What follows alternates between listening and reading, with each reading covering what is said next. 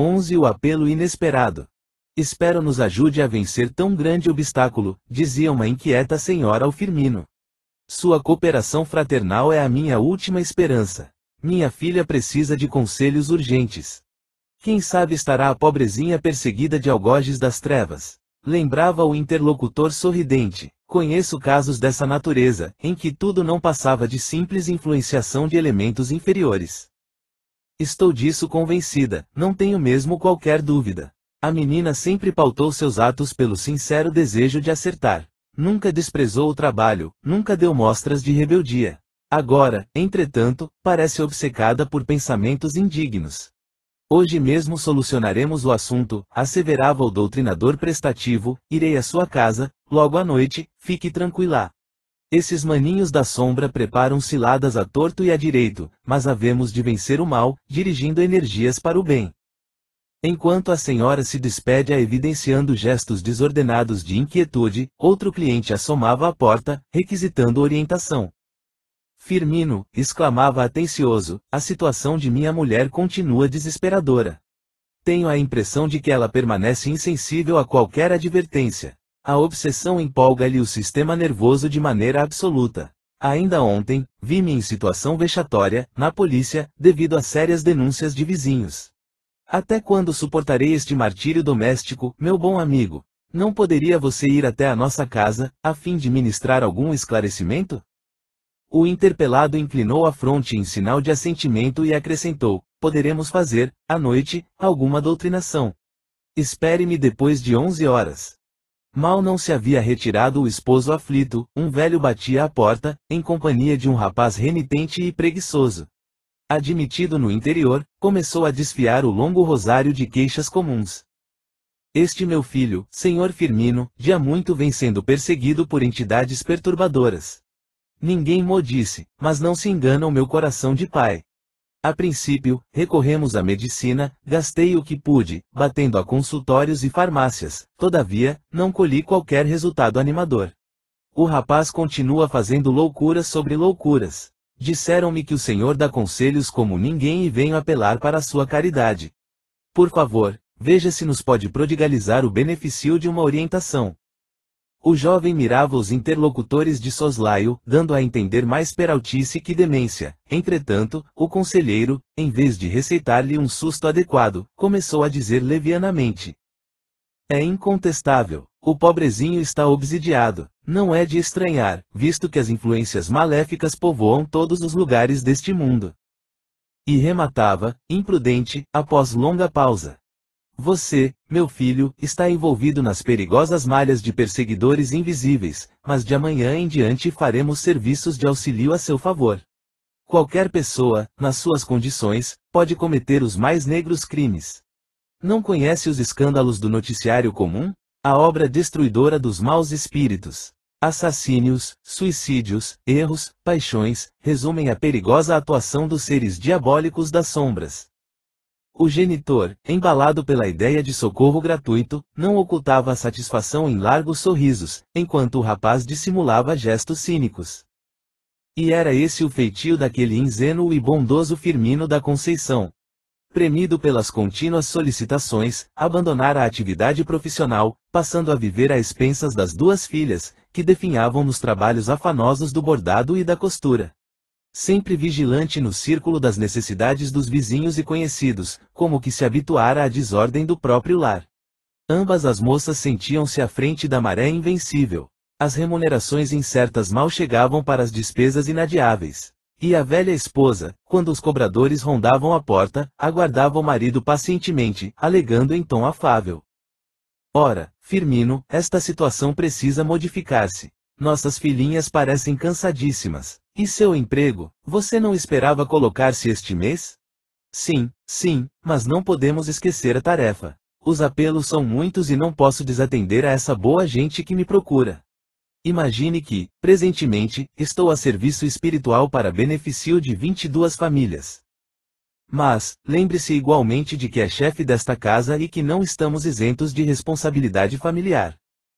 Notando que a dedicada companheira estava a ponto de irritar-se, o doutrinador afagava-lhe a fronte cismarenta, e dava-se pressa em buscar meditações e leituras, acentuando, deixe-se de ideias tolas. Perdeu então a fé em Deus? Meses e anos corriam para o abismo do tempo e Firmino era sempre o mesmo homem, determinado a satisfazer pedidos importunos e extravagantes. Diariamente, entregava-se a demorados exercícios espirituais, a fim de multiplicar os valores positivos de sua doutrinação. Desenvolvera a visão psíquica. Agora, recebia apelos do visível e do invisível. Espíritos ociosos, ou inquietos, deste e do outro lado da vida, procuravam-no incessantemente. Vendo-se em tal situação, julgou-se dono de vastos poderes e a vaidade não demorou a surgir como escarracho invasor. O nosso homem não admitia orientação estranha, no seu modo de interpretar, e julgava-se detentor de dons infalíveis. Chegou, porém, a ocasião de ser abalado nas convicções profundas. Quando a família esgotava o enorme cálice de sofrimento, eis que uma noite, feita a oração habitual, Firmino é visitado por entidade desconhecida. Auréolas de luz cercavam-na inteiramente. Estampando amoroso sorriso, aproximou-se do velho doutrinador que se ajoelhara, e falou com bondade: venho da parte de Jesus fazer-te um apelo. Firmino, quase em êxtase, parecia esmagado de júbilo. Solicitação do Cristo, que não faria por atender imediatamente. Desde muitos anos, empregava as menores possibilidades na solução dos problemas alheios. Certo, Jesus premiava-lhe a boa vontade, designando-lhe nova tarefa. Enquanto essas reflexões lhe vagavam na mente, o sábio mensageiro continuou. Trata-se de pessoa que requer auxílio urgente, alguém que precisa do teu interesse efetivo e desvelada atenção. Não te negues a cooperar, meu amigo. Essa criatura guarda a melhor intenção nos serviços comuns, mas, há muito tempo, internou-se pelos abismos da incompreensão. Jesus, porém, observa os discípulos generosos e sinceros e jamais lhes faltará socorro celeste.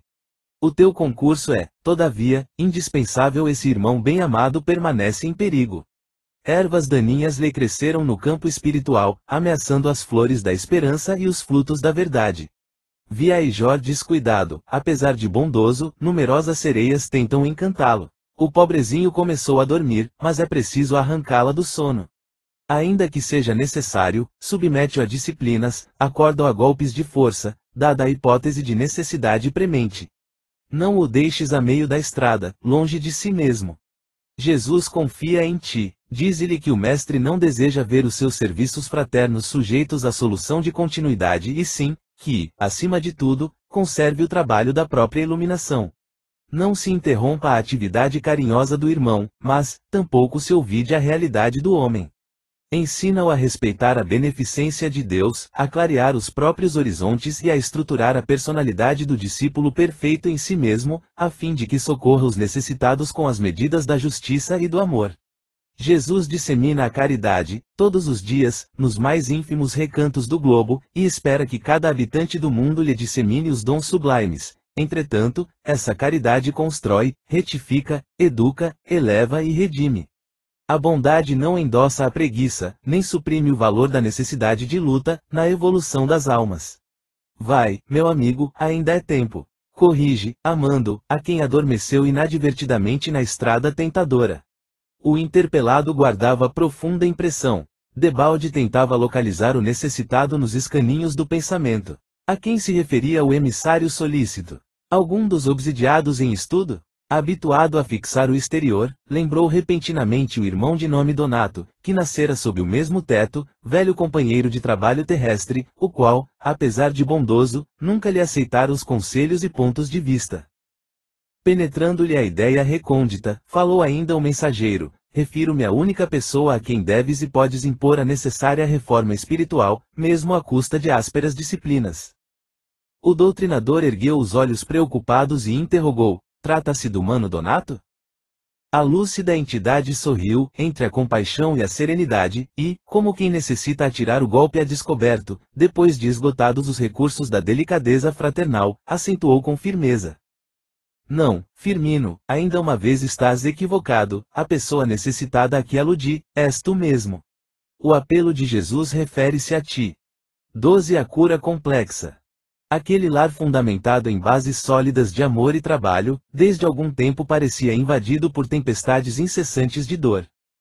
Feliciano Azevedo, na idade madura, era iniciado nos mistérios da lágrima, envolvido em terríveis tormentas de desventura. A filha amorosa, que resumia as esperanças paternas, perdera o equilíbrio mental logo após um curso escolar brilhante, anulando, assim, alegres expectativas familiares. A esposa sensível baixara ao hospital, com a saúde abalada para sempre. Desarvorado, qual viajante cujo barco vai impelido pelas ondas revoltas, antevendo os momentos do naufrágio cruel, Feliciano agarrava-se à fé em Deus, em supremo desespero do coração. As economias fartas de outro tempo dissiparam-se em poucos meses. Agora, dividia as horas entre o hospital e o manicômio. Os empréstimos asfixiavam-no. Quando a situação assumia aspectos ainda mais graves, eis que surge inesperadamente um amigo, aconselhando. Ora, Feliciano, por que não tenta o espiritismo? É possível que o caso da jovem seja simples obsessão. Os benfeitores do além, quando podem, costumam ligar-nos o corarão ignorante com a fonte infinita das bênçãos. Experimente. Feliciano ponderou a advertência amiga e deliberou atender sem delonga. Na noite desse mesmo dia, foi à casa da família Macedo, que mantinha um grupo espiritista muito íntimo. Recebido com muita simpatia, pela sinceridade de suas expressões, ouviu por intermédio de jovem sensitiva a palavra de prestativo amigo da espiritualidade, que lhe falou mais ou menos nestes termos. Meu irmão, não ouvides a coragem para o êxito necessário. A passagem pela terra pode ser um aprendizado angustioso, mas é parte de nossa marcha para a sabedoria infinita. No curso dos maiores infortúnios, lembra que Deus é Pai bondoso e justo. O caso da tua filhinha procede de tenaz perseguição, do plano invisível. Irmão nosso, perturbado e cego, há lançado amarguras na tua estrada dos tempos que correm. Não desesperes, porém, é razoável que a justiça trabalhe, enquanto houver necessidade de reparações. Contribuiremos para que se aclarem os horizontes. Esforça-te, pois, conosco, atendendo à providência divina. Aquelas palavras, pronunciadas com imensa ternura, lhe balsamizaram o coração entristecido. Tinha a impressão de que imergia o espírito sequioso em fonte cristalina, ardentemente esperada no deserto da sua angústia. Os amigos presentes incumbiram-se de lhe consolidar as esperanças. O chefe da casa relatou difícil experiência doméstica, em que se valera do socorro espiritista. Cada companheiro trouxe à baila o seu caso pessoal, revelando a excelência do auxílio, oriundo das mãos intangíveis dos desencarnados. Feliciano exultava. Pela primeira vez, depois de longos e laboriosos tempos de luta, dormiu sossegadamente, empolgado por singulares pensamentos de paz. Os Macedos, aliando-se à boa vontade de outros irmãos, começaram a prolongada série de reuniões íntimas, destinadas ao esclarecimento do infortunado obsessor, consagrando, neste mister, as suas melhores energias. 3 vezes por semana reuniam-se os benfeitores encarnados. O pai e esposo aflito mantinha-se firme na sua fé, presente a todos os trabalhos. O irmão perturbado, mal se pronunciava a prece inicial, incorporava-se prestemente, apossando-se por completo do aparelho mediúnico. Bertoldo, o diretor da reduzida assembleia, falava-lhe com sincera dedicação fraternal e, contudo, o infeliz parecia aferrado a sinistros propósitos. Este homem é um criminoso, apontava o Feliciano, com sarcasmo, em outro tempo destruiu-me o lar, escarnecendo das minhas sagradas aspirações familiares. Companheiro desleal e ingrato, esqueceu a mão amiga que o erguera da miserável condição de servo ínfimo. E com lágrimas de ódio continuava, depois de mordentes acusações, malvado. Monstro, seguirei no teu encalço, onde quer que te escondas. Mas, meu irmão, replicava o orientador, bondosamente, quem de nós outros estará sem erros? Todos procedemos de um passado sombrio e delituoso. Na longa jornada, por trás de nossos passos, há rios de lama e sangue, que precisamos purificar com a tolerância recíproca. Comecemos novo dia de fraternidade. Deus, que é Pai e Senhor Supremo do Universo, renova incessantemente as nossas oportunidades de serviço e edificação. Se Deus atende, assim, que razão nos assiste para eternizar a vingança nos caminhos da vida?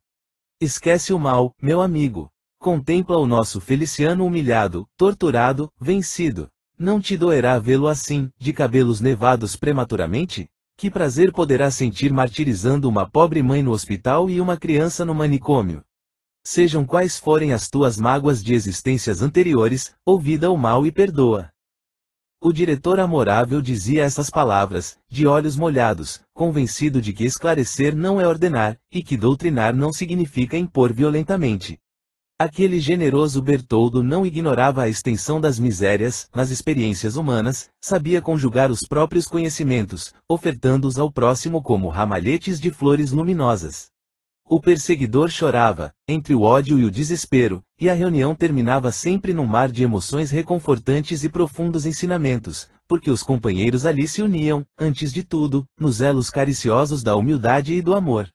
Ao fim de alguns meses, o infeliz cedia terreno, demonstrando-se transformado à luz do Evangelho do Cristo, não pelas palavras ouvidas, mas pela vibração do sentimento coletivo. Em breve, a esposa e a filha, convalescentes, regressavam ao ambiente doméstico. A pequena família não podia traduzir o intenso júbilo. Trazidas igualmente aos trabalhos espirituais, mãe e filha pareciam banhadas por ondas reconfortantes de energia nova. O antigo obsessor convertera-se em benfeitor solícito. A tranquilidade agora revelava maravilhoso conteúdo de fé e alegria. Decorridos 6 meses sobre a nova situação, eis que o lar de Feliciano parece envolvido em novas tormentas. A precariedade de recursos financeiros levara o chefe da casa a experimentar diversos labores sem resultados favoráveis. Todos os objetos valiosos foram levados às casas de penhor e, por fim, após difícil experiência numa oficina de acessórios, Feliciano cai no leito, desolado e paralítico. Em vão, recorre a filha a relações prestigiosas, em busca de colocação condigna. Todas as portas se apresentam impenetráveis. Nos concursos a que compareceu, esperançosa, era invariavelmente mal classificada. Diariamente, à noitinha, voltava à casa, desanimada, pernas tropegas e olhos inchados de chorar. Enquanto isso, a genitora precisava agarrar-se à máquina de costura, para que lhes não faltasse o pão cotidiano. A pequena família começou a peregrinar de rua em rua, pela carência de dinheiro com que pagar o aluguei da casa. A esse tempo, Feliciano voltou ao país sombrio do desespero. Os generosos irmãos na fé buscavam-lhe a companhia, semanalmente, reunindo-se em preces, no seu aposento de dor. Por maior que fosse, porém, o carinho fraterno, o enfermo não mais se livrou de angustioso abatimento.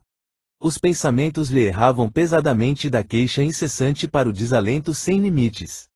Por que motivo lhe fora reservado um cálice tão amargo? Não aceitara a fé? Não se esclarecera o obsessor terrível? Assim se mantinha ele mergulhado num mar de inquirições dolorosas. Após 2 anos pesados de infortúnio, valeu-se do momento em que se reuniam os amigos, no quarto estreito, para indagar ao sábio instrutor espiritual a causa dos longos padecimentos. O benfeitor invisível, procedendo delicadamente, à maneira de alguém que, embora percebendo uma ferida, não lhe acusa a existência, esclareceu com intimidade e doçura. Não percas a coragem, meu amigo. A fonte das bênçãos divinas não estanca a distribuição dos benefícios. Resigna-te na dor, como quem lhe conhece as utilidades sublimes. O catre do sofrimento é um barco de salvação, nas tempestades do mundo, para o crente identificado com a própria fé. Usa a provação como termômetro da confiança em Deus e não desanimes. O doente estava comovido, mas insatisfeito. Incapaz de perceber a sutileza fraternal do comunicante, voltou a considerar. Agradeço as vossas palavras confortadoras, mas não me posso furtar a dúvidas amargosas. Não era o sofrimento de minha família um simples caso de obsessão? Não trabalhamos, meses a fio, a fim de esclarecer o irmão perturbado? Não se tornou ele nosso amigo e colaborador? Todavia, tenho mesmo a impressão de que nossos tormentos se agravaram pesadamente. Minha mulher saiu do hospital para internar-se na miséria mais dura. Minha filha regressou do hospício para transformar-se em pedinte sem esperança. Engasgado de pranto, fez longa pausa e continuou a dizer: como chegar a uma conclusão aceitável? Não estamos curados da obsessão, meu amigo? O benfeitor espiritual, incorporado na jovem médum, levantou-se e, denunciando a imensa sabedoria que lhe brilhava nalma, acentuou depois de afagar o doente com um gesto de amor. Feliciano, é verdade que tens sofrido muito, mas não esqueças que os amigos encarnados e desencarnados te ofereceram andaimes, as dificuldades e padecimentos te proporcionaram pedras, A fé carreou cimento divino para o teu coração, entretanto, a construção é tua. Nunca reclames ante a justiça de Deus, porque, se estás curado da obsessão, ainda não saldaste as próprias dívidas. Foi então que o enfermo revelou novo brilho no olhar e, enquanto os companheiros choravam de alegria com o profundo ensinamento, Feliciano Azevedo beijou a mão que o sábio mentor lhe oferecia, e baixou humildemente a cabeça. 13. O trabalhador fracassado. Na paisagem de luz, antes da imersão nos fluidos terrestres, Efraim recebia as últimas recomendações do guia venerável. Vai, meu filho, seja a próxima experiência na Terra, uma estação nova de trabalho construtivo. Recorda que és portador de nobre mensagem. A tarefa a que te propões é das mais edificantes. Distribuirás o pão do conforto espiritual, no esforço de amor em que te inspiras. Não ouvides que energias diversas se conjugarão no mundo, para distrair-te a atenção dos objetivos traçados. É indispensável que te fortaleças na confiança em Deus, em todos os momentos da vida humana. Cada homem permanece no planeta com a lembrança viva dos compromissos assumidos, revelando singularidades que a ciência das criaturas considera vocações espontâneas. A luta começa na infância, porque raros pais, na Terra, estão aptos a orientar conscientemente os filhos confiados à sua guarda. Resiste, porém, e aprende a conservar tuas energias nos altiplanos da fé. Lembra a tarefa santificante, cometida ao teu esforço, e não escutes vozes tentadoras, nem desfaleças ante os tropeços naturais, que se amontoam nos caminhos da redenção. Há operários que, embora possuídos de belas intenções, estacionam inadvertidamente, por darem ouvidos aos enigmas que o mundo inferior lhes propõe em cada dia. Segue na estrada luminosa do bem, de olhar fixo no trabalho conferido às tuas mãos. Não ouvides que Deus ajuda sempre, mas, nem por isso, poderás prescindir do próprio esforço em auxílio de ti mesmo. O candidato à nobre missão, reconhecido e feliz, osculou as mãos do benfeitor e partiu. A esperança lhe acariciava os sentimentos mais puros. Não cabia em si de contentamento, pois recebera a formosa tarefa de repartir esclarecimentos e consolação entre os sofredores da terra. Com que enlevo e satisfação lhes falaria das verdades sublimes de Deus. Mostraria a função aperfeiçoadora do sofrimento, enaltecendo o serviço construtivo da dor. Enquanto fornecesse testemunhos de fé na redenção própria, exemplificando no esforço dos homens de bem, reuniria materiais divinos para melhor atender ao imperativo do trabalho conferido à sua responsabilidade individual.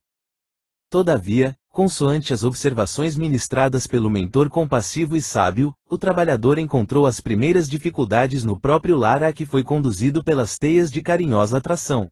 Ao passo que os amigos da esfera invisível buscavam multiplicar-lhe as noções de ordem superior na recapitulação do período infantil, os genitores inutilizavam diariamente o serviço espiritual, com a ternura viciosa e imprudente. Na libertação parcial do sono, Efraim era advertido pelos amigos do caminho eterno, a respeito da preparação necessária, mas logo que regressava à vigília, no corpinho tenro, a mamãe o tratava como bebê destinado às guirlandas de uma festa infantil, e o pai, voltando da repartição, preocupava-se em aumentar entretenimentos e frioleiras. Assim, a criança aprendia os nomes e gestos da gíria, acostumava-se a repetir as expressões menos dignas, a atacar com as mãozinhas cerradas, a insultar por brinquedo. Quase reduzido à condição de papagaio interessante e voluntarioso, foi instado pelos amigos da esfera invisível a reconsiderar as obrigações assumidas. Entretanto, quando falava dos sonhos que o visitavam durante a noite, a mãezinha ralhava descontente. É pura imaginação, meu filho. Vives impressionado com as histórias da carochinha. O pai ajuntava de pronto. Esquece os sonhos, Efraim, lembra que o mundo sempre pediu homens práticos. O rapazinho daí por diante começou a dispensar menos atenção ao plano intuitivo. No fundo, porém, não conseguia trair as tendências próprias. Dedicava inexcedível carinho aos livros de sabor individual, onde a elevação de sentimentos constituísse tema vitorioso. Exaltava-se facilmente no exame dos problemas da religião, como se quisesse, resistindo às incompreensões domésticas, desferir os primeiros voos. No íntimo, adivinhava a realidade das obrigações que lhe competiam, mas a ternura excessiva dos pais contribuía a favor da preguiça e da agressividade.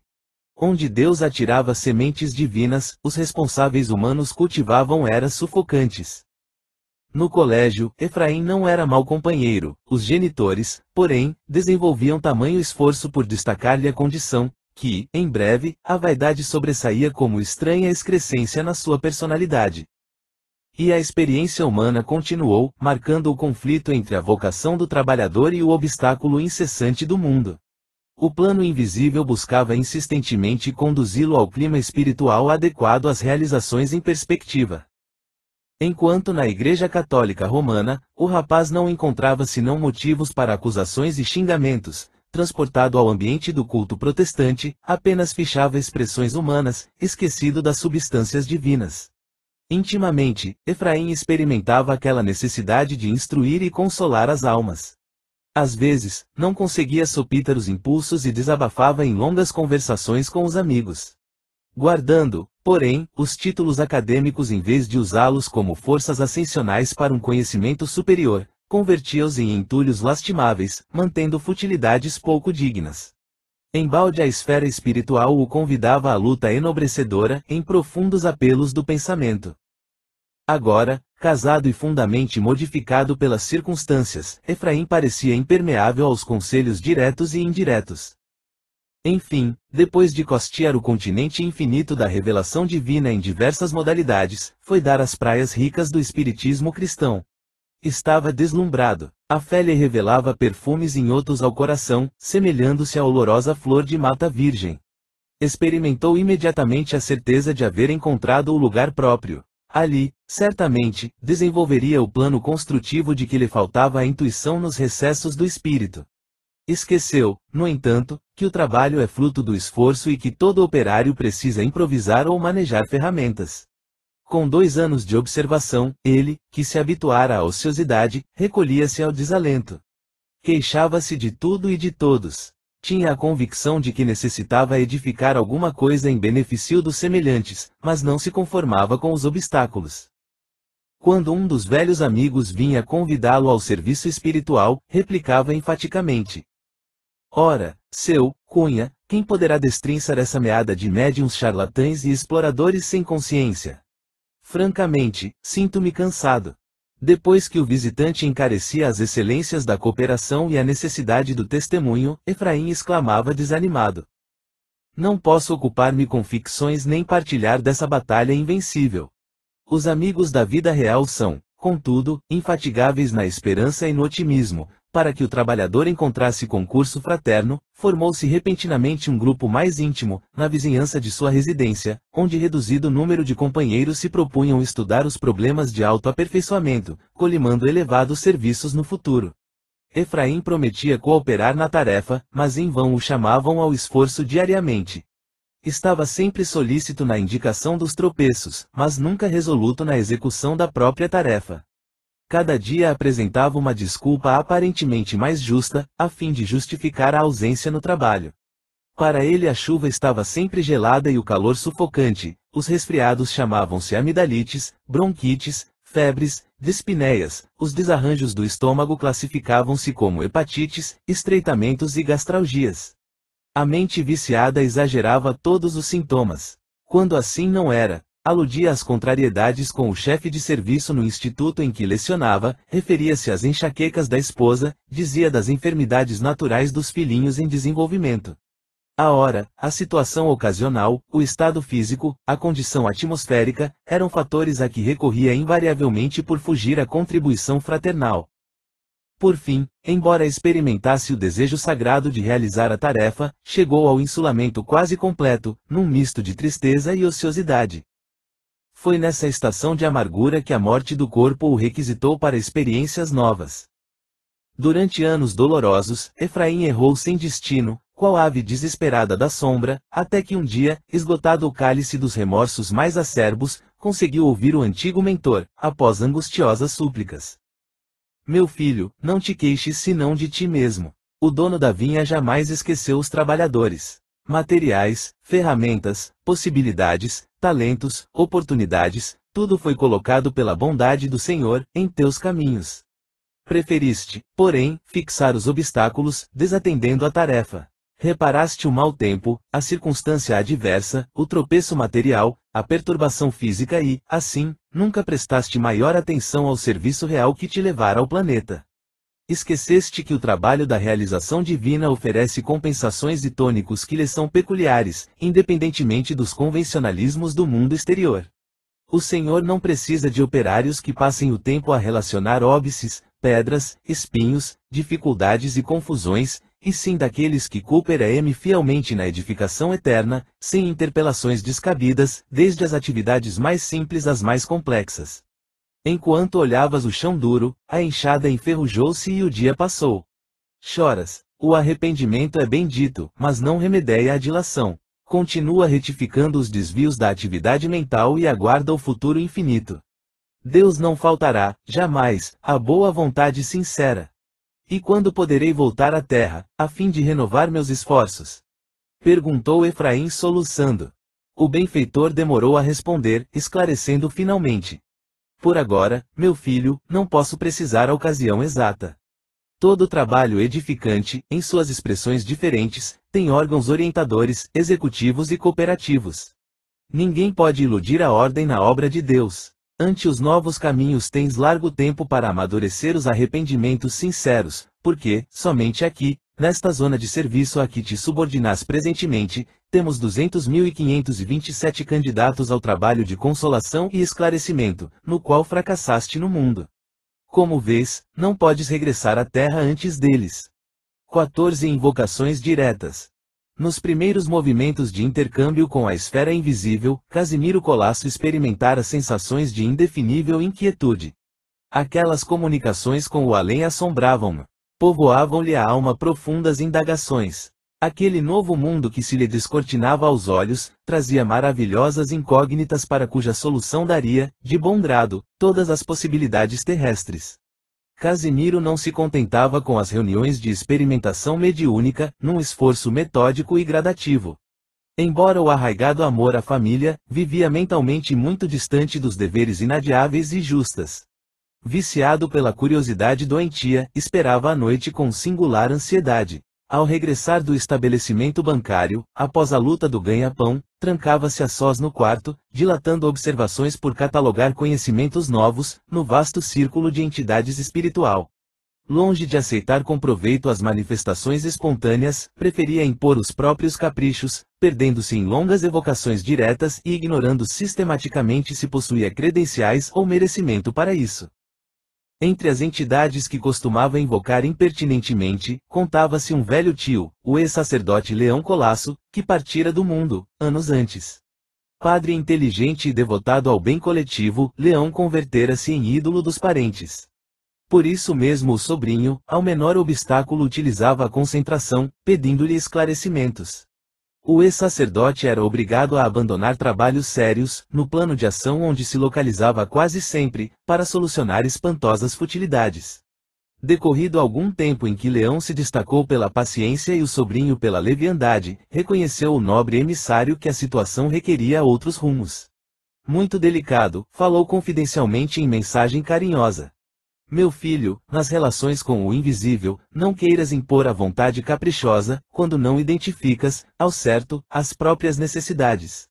Fez a prece, observa, medita e espera com paciência. A oração e o esforço mental, por si sós, valem imensamente, ainda mesmo que não recebas conselhos diretos dos amigos. Por que invocar violentamente os desencarnados, se não desconheces que também eles assumiram certas responsabilidades de serviço ante os desígnios de Deus? Por que insistir nominalmente no comparecimento de quem sofre ou de quem trabalha? Submetes o primeiro à dor da vergonha e ao segundo impões o pernicioso esquecimento do dever. Não recordas a lição de Jesus na prece dominical? O Mestre ensinou ao homem rogasse a Deus o cumprimento da vontade divina, assim na terra como no céu. Trabalha, meu filho, e sê atento às obrigações próprias. Se não é justo pedir ao aluno aos instrutores a necessária solução de problemas condizentes ao aprendizado em curso, também não é razoável abandone à criatura a possibilidade de novas luzes, recorrendo, nas ocorrências mais fúteis, à bondade daqueles que a seguem de mais alto. Organiza reuniões, continua observando os planos invisíveis, mas não ouvides a espontaneidade. Se o irmão infeliz bate à tua porta, consola-o. Se recebes a visita generosa de respeitável instrutor, pondera-lhe os conselhos e guarda-lhe a sabedoria. Aprende a interpretar os desígnios de Deus, no local de serviço ou testemunho onde te encontres, nas horas mais diversas. O trabalho divino sempre requisitou devotamento, mas dispensa a provocação, por desnecessária e inconveniente. Casimiro leu e releu a mensagem e, contudo, continuou agindo com a mesma leviandade que o caracterizava antes dela. A qualquer frioleira, repetia o antigo estribilho, chamemos o tio Leão Colasso e teremos a solução precisa. Submergia-se a prestimosa entidade em verdadeiro mar de preocupações, atenta à confusão que se desdobrava, quando certo amigo lhe observou. Não te entregues à exagerada inquietação. Se o sobrinho vem buscar-te tantas vezes por semana, compelindo-te à dilação de serviços tão graves, por que não o invocas igualmente? Se é verdade que os companheiros do mundo podem chamar-nos, não desconhecemos a possibilidade de lhes retribuir no mesmo grau. Experimentando a inconveniência das invocações diretas, o Casimiro renovará as concepções sobre o assunto. E creio que uma vez será o bastante. O ex-sacerdote aceitou o alvitre, evidenciando indisfarçável contentamento. Escolheu, por isso, a noite mais oportuna e, reunindo alguns companheiros, invocou o sobrinho de modo a lhe proporcionar excelente lição.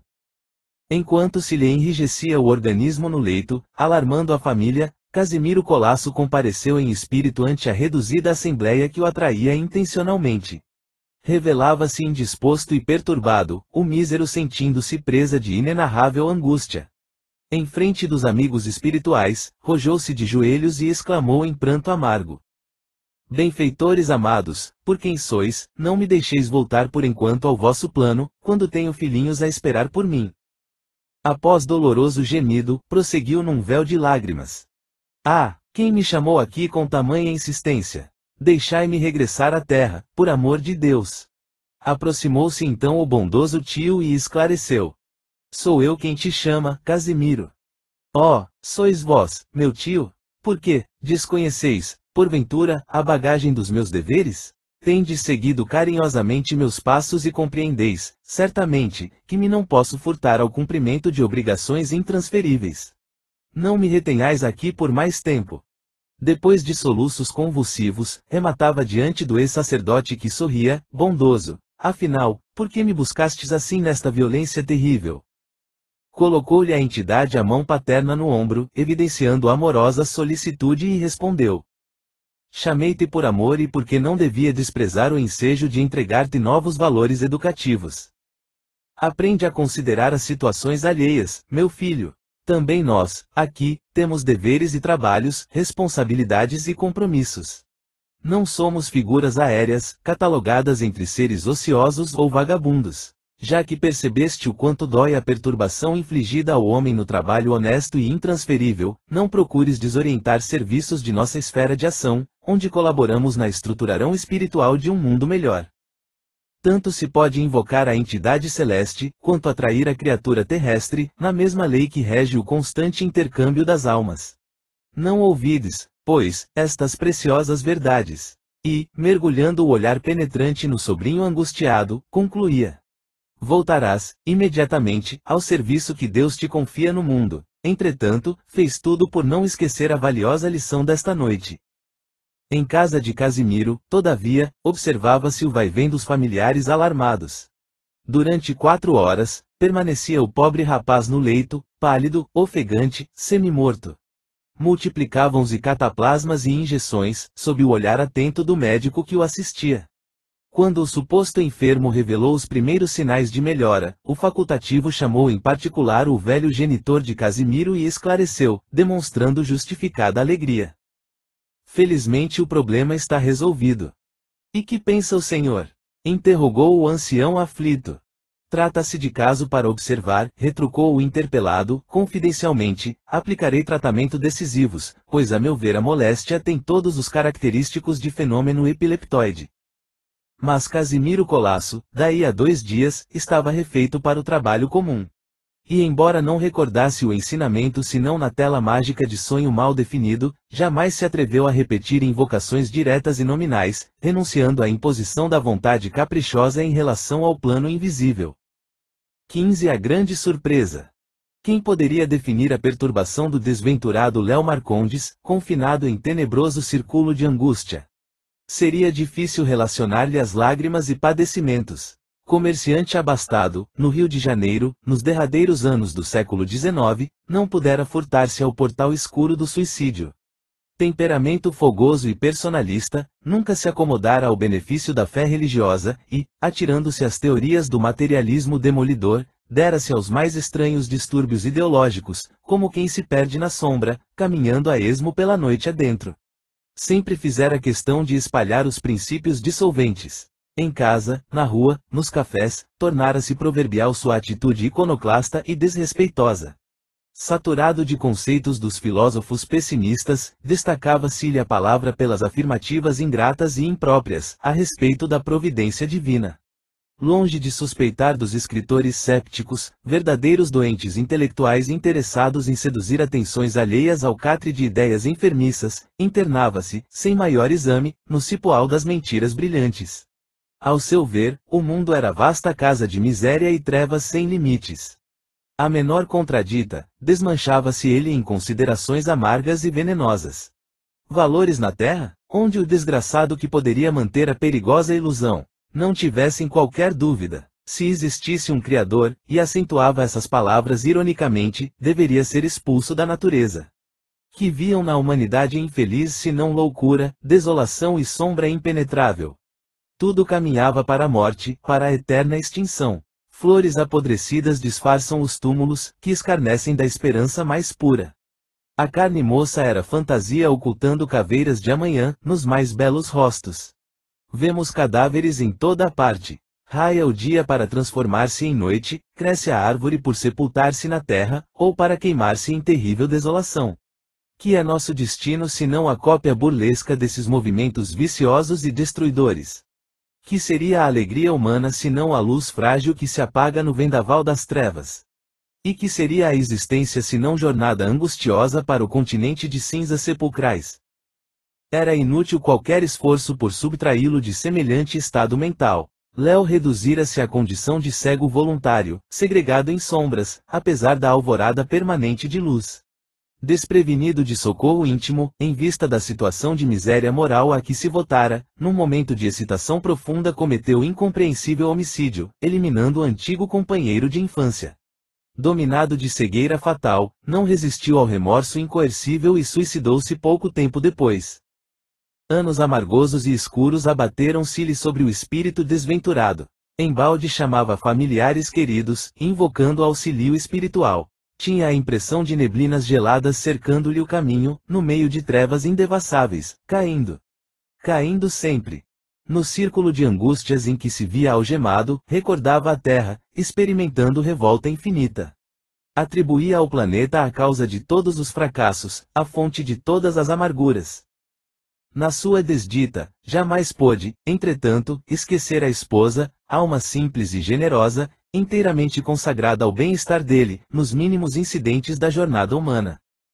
Lembrava-lhe a figura humilde e meiga, com verdadeiros transportes de amor e reconhecimento. Essa recordação se convertera na única estrela a lhe brilhar no abismo de sombras indefiníveis.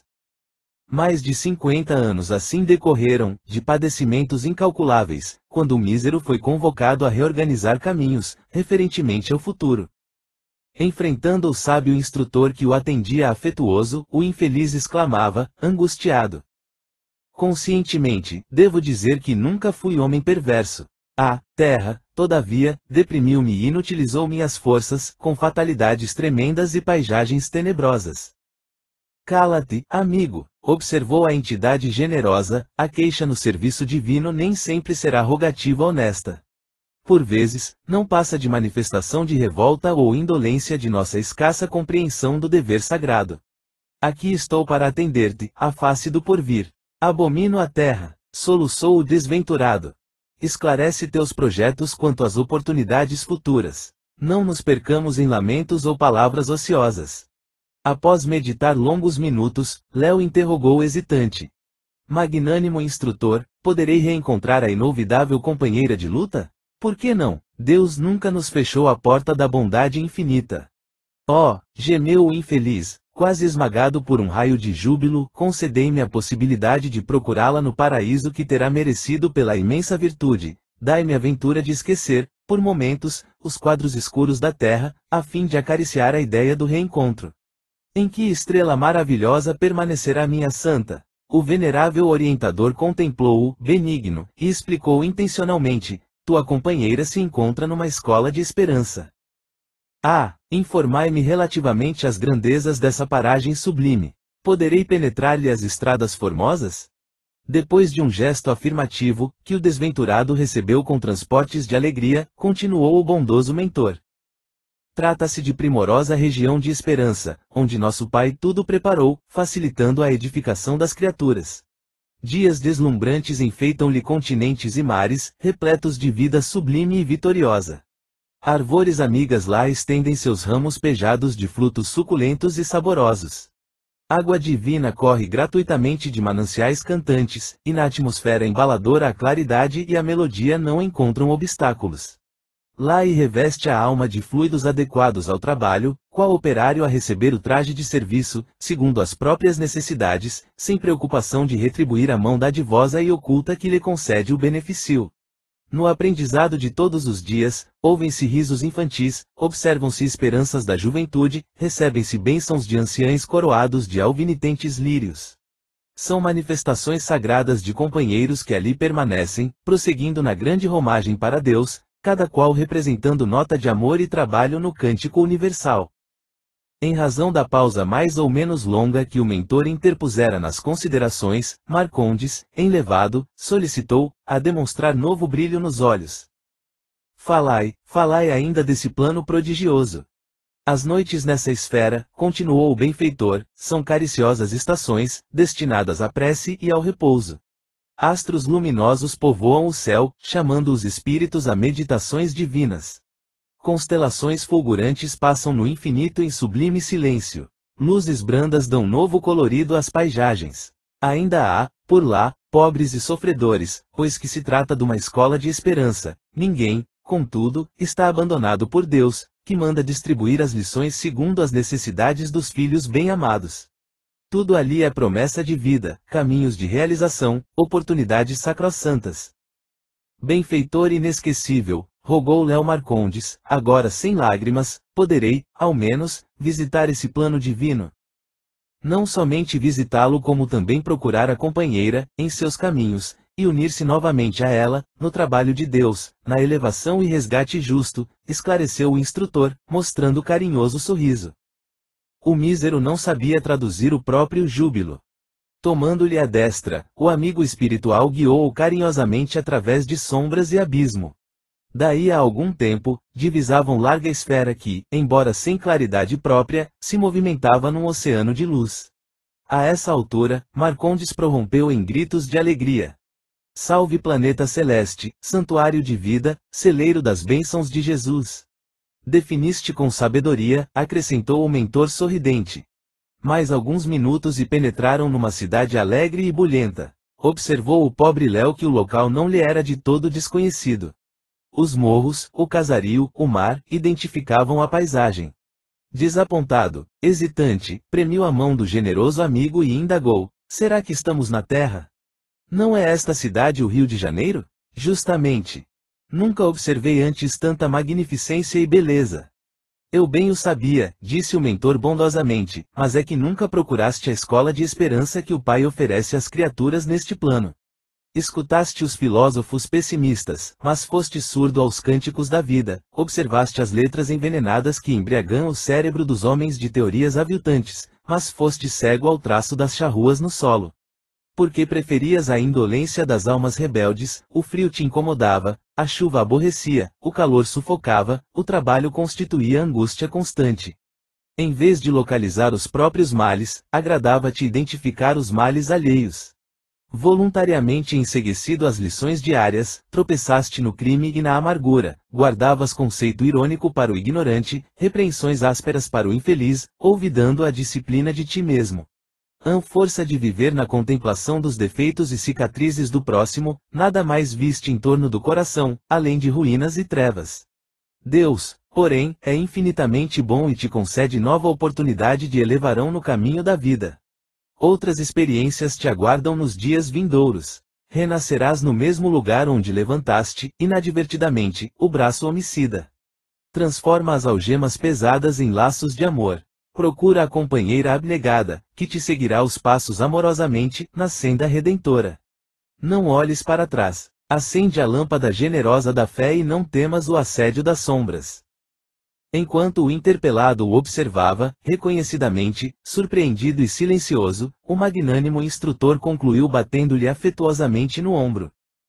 Vai, Marcondes, recomeça a viagem, toma novamente o vagão da experiência humana, mas não atires o corpo pela janela do comboio em movimento e espera, resignado, a estação do destino. O ex-comerciante agradeceu num gesto mudo. Enquanto o mentor solícito voltava às esferas elevadas, Léo Marcondes era conduzido por outras mãos a uma singela choupana, modestamente erguida num dos bairros mais pobres. 16 Caridade e Desenvolvimento. Num grupo de inquietas senhoras, após a reunião em que se haviam comunicado diversos espíritos amigos, estalavam ruidosos comentários. A palestra não interessava a vida alheia, segundo a antiga acusação lançada às filhas de Eva. Contudo, a nota dominante era a leviandade. Falava-se entusiasticamente a respeito da prática e propaganda dos postulados espiritistas. Umas alegavam perseguições do invisível, outras aludiam às aventuras dos maridos inconstantes, atribuindo as penas domésticas à influência dos maus espíritos. Dentre todas, destacava-se a senhora Laurentina Cardoso pelo fervor sincero que lhe brilhava nos olhos. Divergindo da maioria, seus pareceres demonstravam singular interesse no assunto. Sinto-me transportada à região desconhecida, dirigia-se, impressionada, a diretora da Feminil Assembleia, o mundo invisível nos arrebata a compreensão nova. Quão enorme é o serviço do bem a realizar! E cruzando as mãos no peito, gesto que lhe era característico em instantes de profunda impressão, continuava, bondosa.